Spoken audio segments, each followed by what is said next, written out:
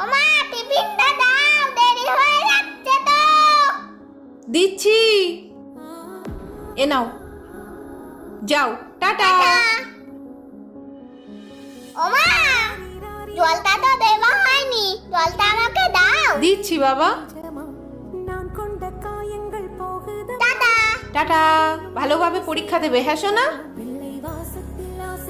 কিন্তু মা তো সব কাজ বাঁ হাত দিয়ে করছে, মায়ের ডান হাতে কি হয়েছে দেখি তো। ওমা মা, কি হয়েছে, চলে এলি কেন? বল। মা তোমার হাতটা একই তো। এই তো। এটা না ওইটা। মা তোমার হাতটা কি করে কেটে গেল?